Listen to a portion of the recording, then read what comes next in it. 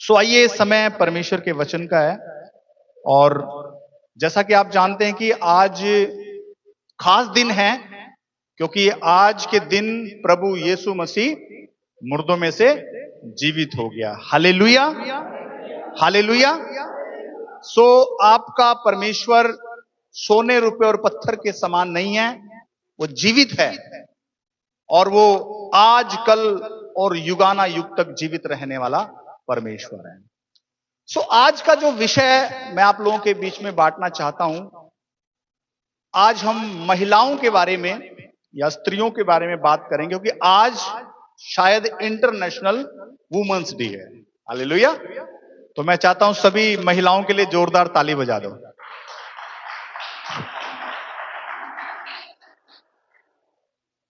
सो याद रखें कि जो स्त्री है, जो महिला है, परमेश्वर ने उसको बड़ी ही अद्भुत रीति से बनाया है।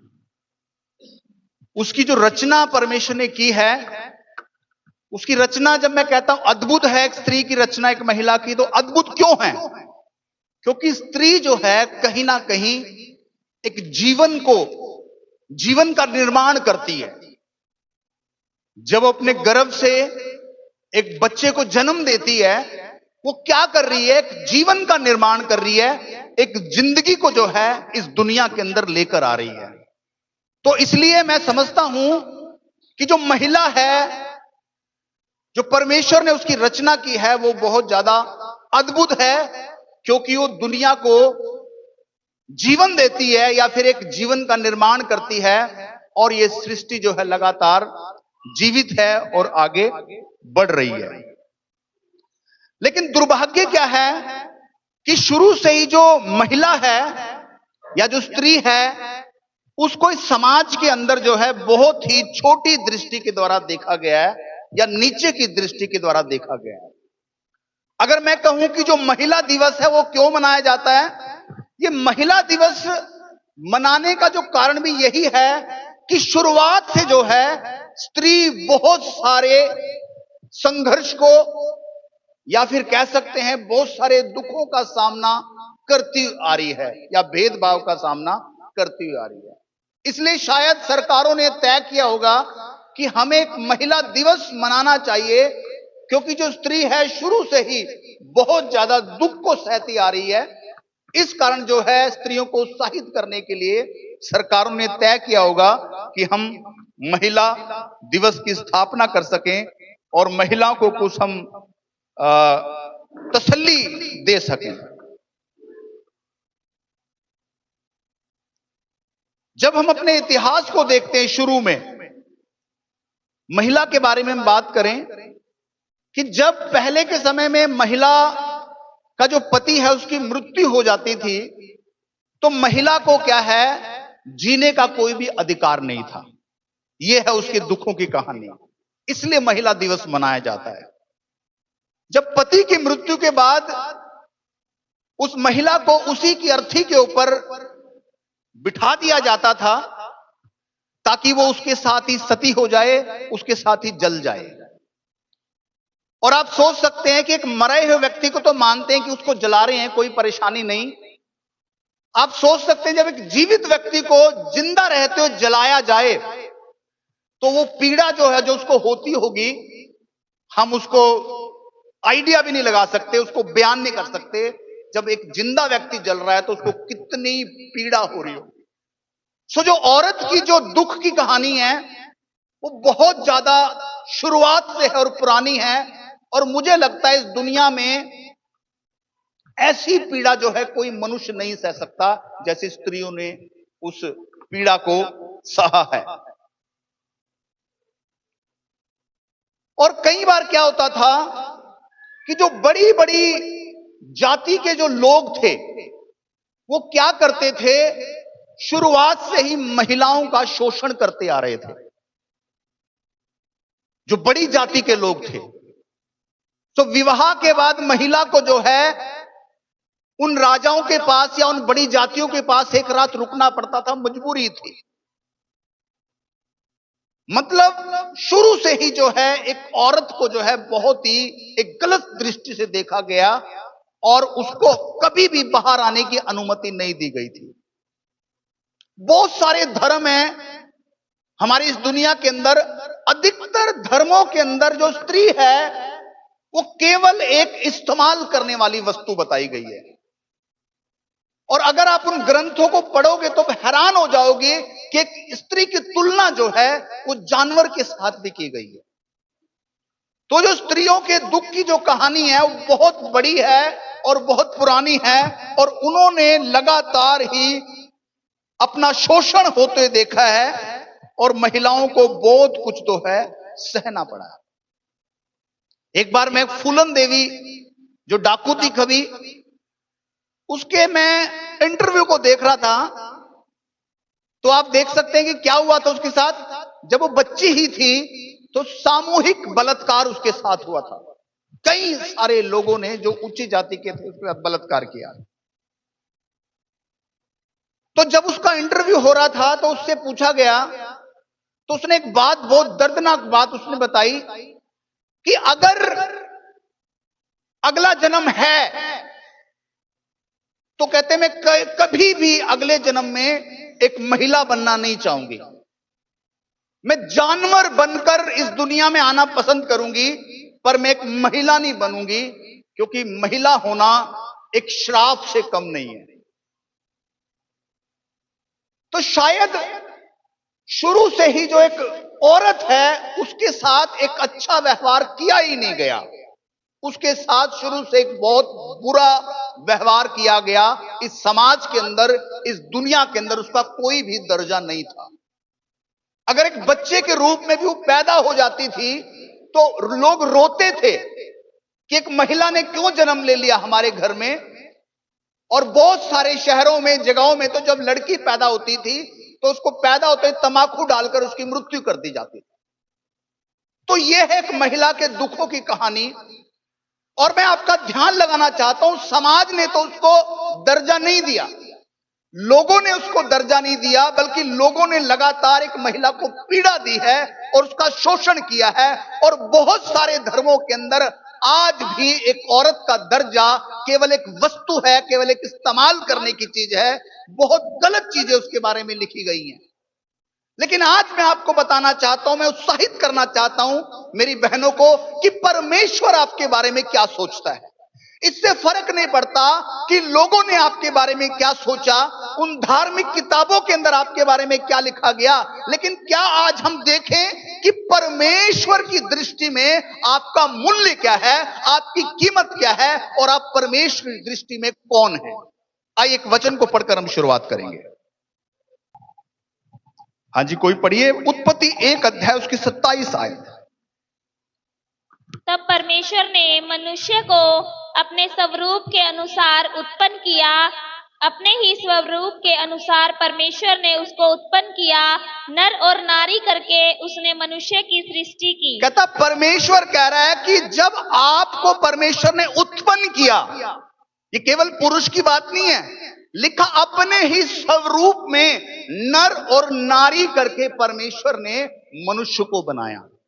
मेरी बहनों याद रखें, आप परमेश्वर की छवि हैं, आप परमेश्वर की परछाई है, क्योंकि परमेश्वर ने आपको अपनी छवि के अंदर, अपने स्वरूप के अंदर बनाया। लोग कहते कि ना, पुरुष को बनाया परमेश्वर ने अपने स्वरूप में, औरत तो एक पुरुष का स्वरूप है। लेकिन अगर पुरुष परमेश्वर का स्वरूप है तो स्त्री भी तो परमेश्वर का स्वरूप हुई है, क्योंकि वो पुरुष से निकली, और पुरुष कहां से निकला? परमेश्वर से निकला। तो इसलिए परमेश्वर क्या बता रहा है कि स्त्रियों को कि आप परमेश्वर की छवि हैं। लोगों ने आपके बारे में क्या सोचा, समाज ने आपको कितनी वैल्यू दी, लेकिन परमेश्वर की नजर में मेरी बहनों आप महान हैं, आपका निर्माण महान है। और मैं कहता हूं आपके जैसा कोई नहीं बना, जैसा परमेश्वर ने एक महिला को बनाया। तो मैं उत्साहित करना चाहूंगा आप लोगों को। दूसरी बात जो परमेश्वर एक स्त्री के बारे में कहता है, उत्पत्ति 2 अध्याय उसकी 18 आयत में पढ़ दीजिए। फिर यहोवा परमेश्वर ने कहा, आदम का अकेला रहना अच्छा नहीं, मैं उसके लिए एक ऐसा सहायक बनाऊंगा जो उससे मेल खाए। हाँ, दूसरी बात है, परमेश्वर आपके बारे में क्या कह रहा है कि आपको एक सहायक के रूप में बनाया गया। जब परमेश्वर ने आदम को देखा तो याद रखे, परमेश्वर ने कहा, आदम तू कंप्लीट नहीं है, तू पूरा नहीं है, तू अधूरा है, तेरी कोई भी बिसात या औकात नहीं है, अकेला है तू। इसलिए परमेश्वर ने कहा कि मैं आदम के लिए एक स्त्री को बनाऊंगा। मैं कहना चाहता हूं पुरुषों को कि स्त्री के बिना जो एक पुरुष है वो अधूरा है, उसकी कोई भी वैल्यू नहीं है। इसलिए परमेश्वर ने कहा कि आदम का अकेला रहना अच्छा नहीं, मैं उसके लिए एक सहायक बनाऊंगा। आपकी पत्नी आपके पांव की जूती नहीं, आपकी पत्नी कोई निरादर की वस्तु नहीं, लेकिन याद रखें, परमेश्वर ने आपके लिए जो स्त्री बनाई, पत्नी बनाई, लिखा है वो आपकी साथी है और आपकी सहायक है। ताली बजाकर प्रभु की महिमा।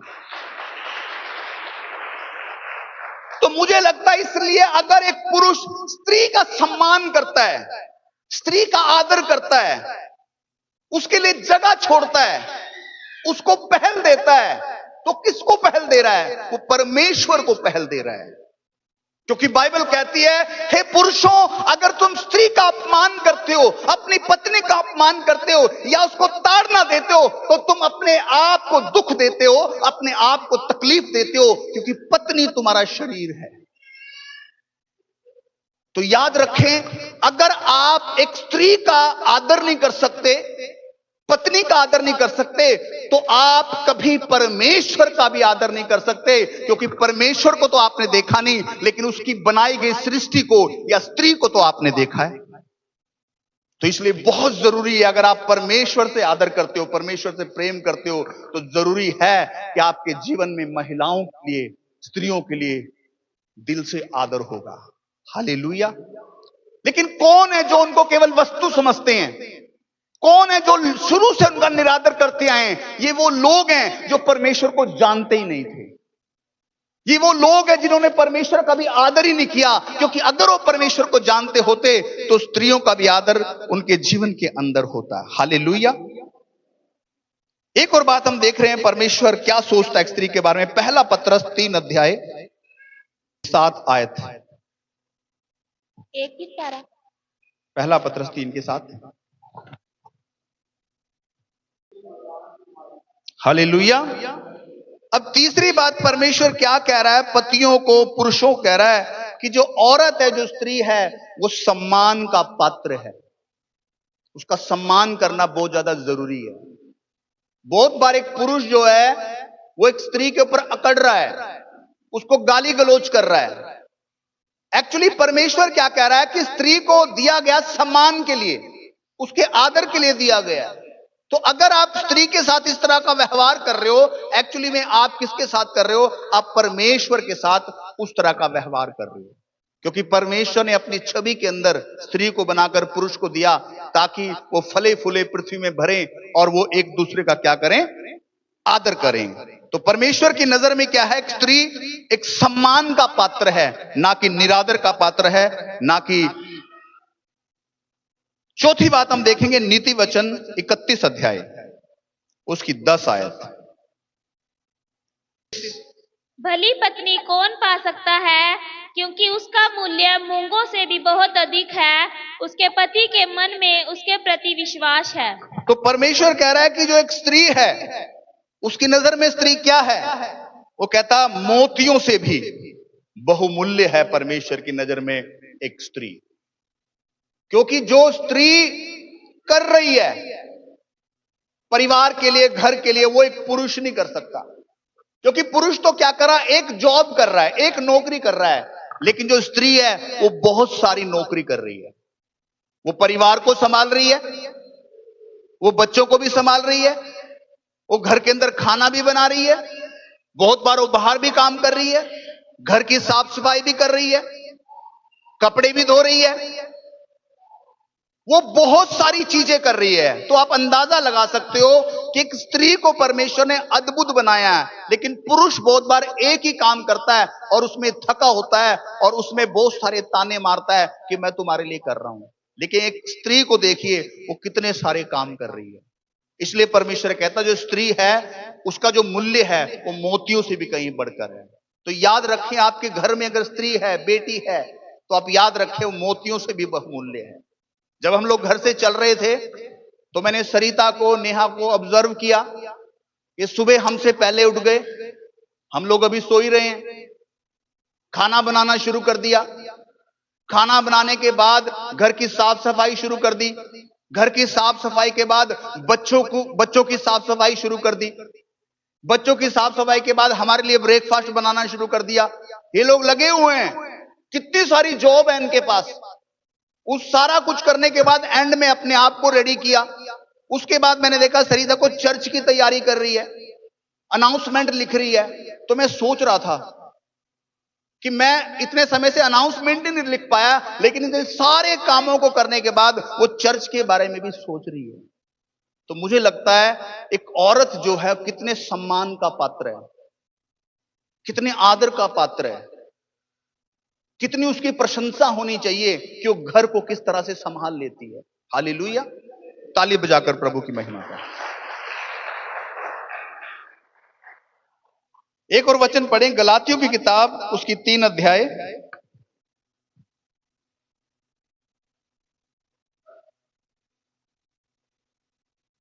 उसकी 28 आयत पढ़ दीजिए जल्दी से। गलातियों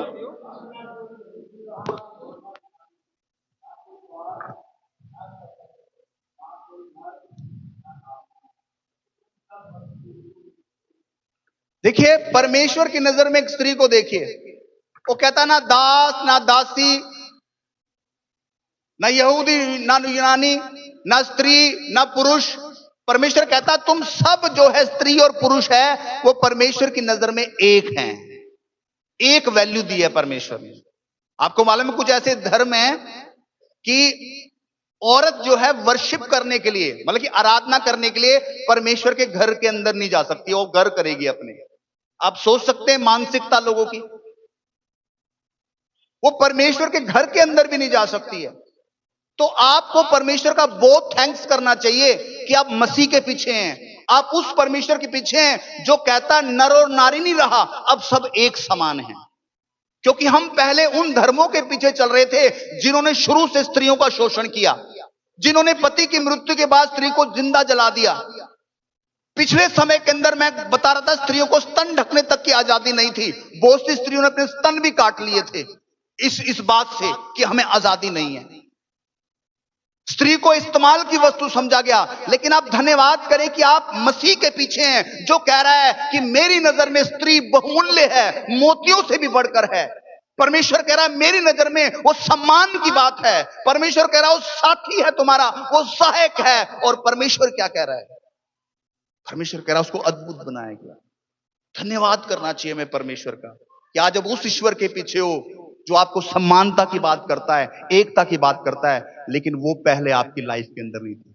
उसके बाद भी अगर आप ऐसे परमेश्वर को छोड़कर उन्हीं बातों के पीछे जाएं जिन्होंने हमेशा स्त्री का शोषण किया, तो फिर आपसे अभागा कौन होगा? हालेलुया। तो हमें ताली बजाकर प्रभु का धन्यवाद करना चाहिए कि परमेश्वर ने किस तरह से एक स्त्री को बताया कि वो कितनी बहुमूल्य है और कितने वो सम्मान के योग्य है, और उसने परमेश्वर ने उसमें किसी भी प्रकार का भेदभाव नहीं रखा। नीति वचन 31 अध्याय उसकी 27 आयत भी पढ़ दीजिए।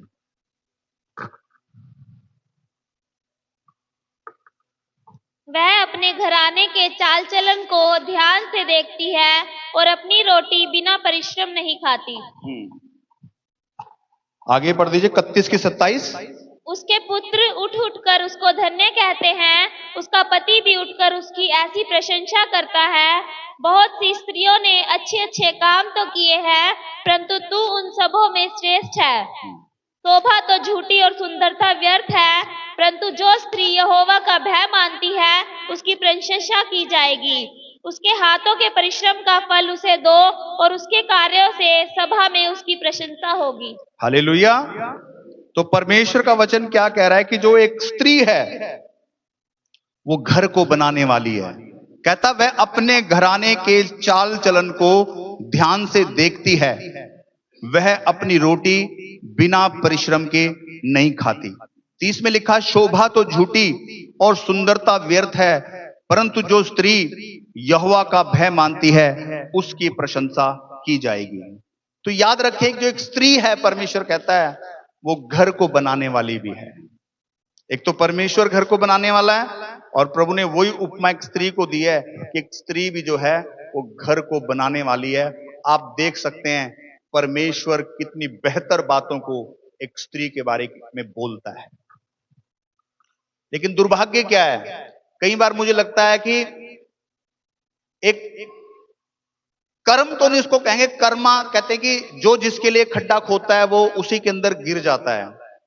तो स्त्रियों के साथ शुरू से बहुत ज्यादा भेदभाव किया गया, बहुत उनको तकलीफें दी गई है, लेकिन अब पुरुषों की बारी हो गई है। अब कौन दुख उठा रहा है? पुरुष कहां पर मिल रहे हैं? नीले ड्रम के अंदर। अब महिलाएं क्या कर रही हैं? अपना बदला ले रही हैं। तो मुझे लगता है कि कर्मा हो रहा है उनके साथ। पहले पुरुषों ने स्त्रियों को सताया, तो आज दूसरा पुरुष मिल जाएगा, वो कहता मैं बहुत परेशान हूं अपनी पत्नी से। पत्नी ने पूरा चक्कर कटाया हुआ है और दुनिया भर के लोग आपको ऐसे मिल जाएंगे। तो मुझे कई बार लगता है कि यार इनके साथ शायद कर्मा हो रहा है, लेकिन नहीं।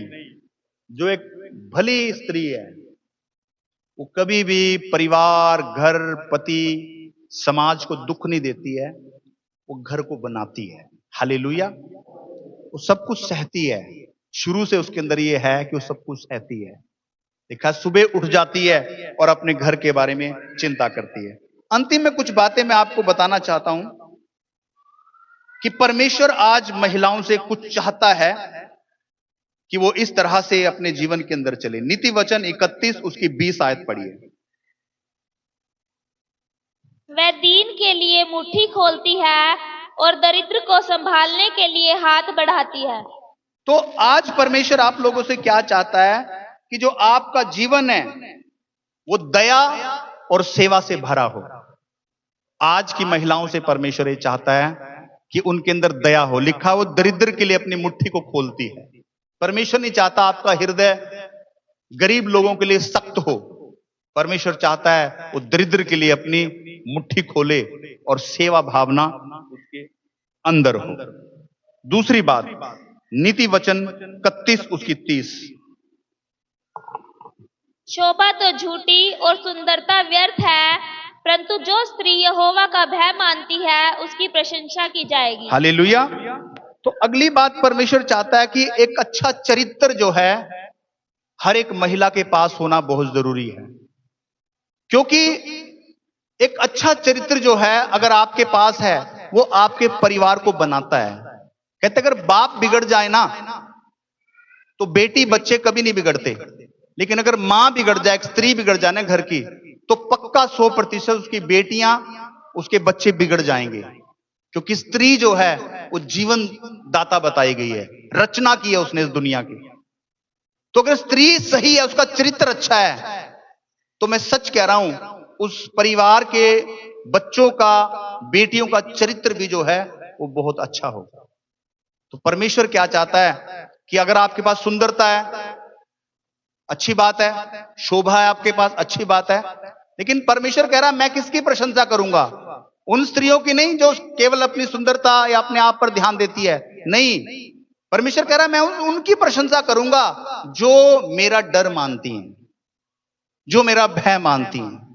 तो हो सकता है आप अपने परिवार के लिए बड़े बड़े काम तो कर रही हो, खर्चा चला रही हो, बहुत सारी चीजें कर रही हो, लेकिन परमेश्वर के जन्म में सब कुछ बेकार हो सकता है अगर आपके पास चरित्र नहीं है, अगर आपके पास पवित्रता नहीं है, तो परमेश्वर के नजर में सब कुछ बेकार है। तो जरूरी है कि हम सब कुछ तो कर रहे हैं, लेकिन महिला के जीवन में एक चरित्र का होना भी बहुत जरूरी है, क्योंकि उसका चरित्र उसके परिवार को भी बनाता है, उसके परिवार को भी पवित्र रखता है। हालेलुया। तो परमेश्वर कह रहा है शोभा सुंदरता झूठी है, लेकिन कौन सी स्त्री की तारीफ की जाएगी? जो परमेश्वर का भय मानती है। Hallelujah, hallelujah. आखिर में हम देखेंगे वचन तीतुस की किताब, उसकी 2 अध्याय, उसकी 3 और 5 आयत।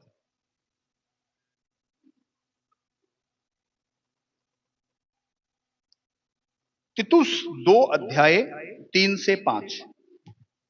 इसी प्रकार बूढ़ी स्त्रियों का चाल चलन पवित्र लोगों सा हो, वह दोष लगाने वाली और पियक्कड़ नहीं, पर अच्छी बातें सिखाने वाली हो, ताकि वह जवान स्त्रियों को चेतावनी देती रहे कि अपने पतियों और बच्चों से प्रीति रखो, और संयमी, प्रतिवर्ता, घर का कारोबार करने वाली, भली और अपने अपने पति के अधीन रहने वाली हो, ताकि परमेश्वर के वचन की निंदा ना होने पाए।